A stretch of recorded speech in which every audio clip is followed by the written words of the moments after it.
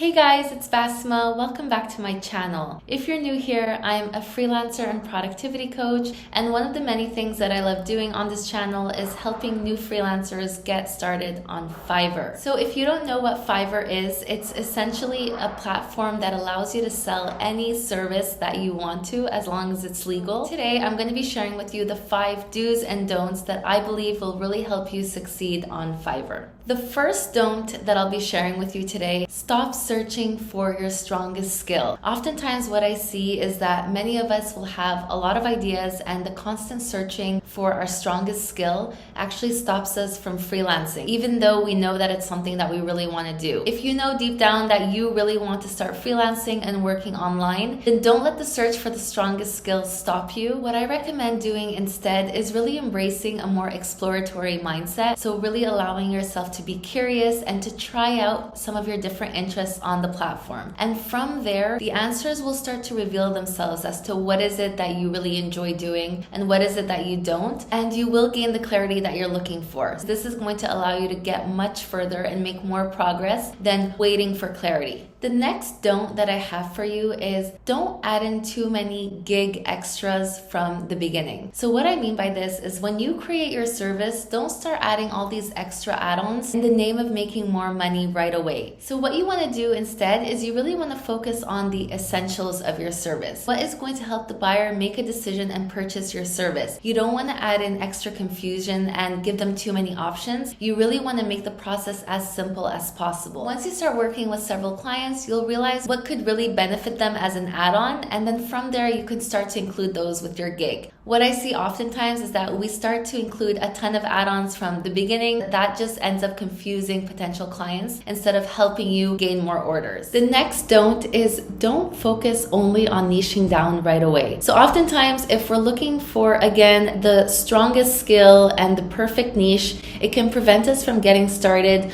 with creating our freelancing services on Fiverr. So if you know that freelancing is something that you want to do, that you want to work remotely, you want to start making money online, then don't let niching down get in the way of that. So instead, what I recommend that you do is play around with your services a little bit more. So when I started, I created a more general service. It was general life coaching. I also created a more niche down service, which was productivity, time, and energy management. I was able to test out the two and really see which of my services is working best and which out of the two I enjoy most. The important thing is to just get started with your freelancing services. So the next don't is don't slack on answering messages from potential clients and following up with clients that you've had in the past. This is something that I know a lot of us can let slip, but it truly is where the money's at. That brings me to the next do. Do take the time to answer messages from potential clients. I can't tell you the amount of times that I've had potential clients reach out to me at the beginning of launching my freelancing services on Fiverr, and it was through communicating with them that I was able to lead them to purchasing my service. So if you don't have reviews yet, this is a perfect opportunity for you to really convert those potential clients to actual clients through taking the time to answer their questions and lead them to your services. It also is going to give you the opportunity to know what are your potential clients looking for. You can start to add in the elements that they're looking for within your description of your service, within the FAQ section of your service, within your profile. So it really gives you a lot of insight that you don't want to slack on, especially as a new freelancer on Fiverr. And definitely don't underestimate the value of following up. After you've worked with a client, take that time to follow up, really check in on them. This is a great way to create another touch point with that client, keep you top of mind, and potentially lead them to making another purchase with you. So the next don't can be a little controversial, but in my opinion, it's don't keep your prices low forever. This is something that I think worked really well for me. Once I got 5 to 10 reviews on Fiverr, I gradually started to increase my prices, and I wasn't scared to do so. I knew that even though it might feel a little uncomfortable to do at the start, if I really wanted to make this a long-term freelancing business that could actually sustain me, I would need to increase my prices. And at the same time, the benefit is that the level of commitment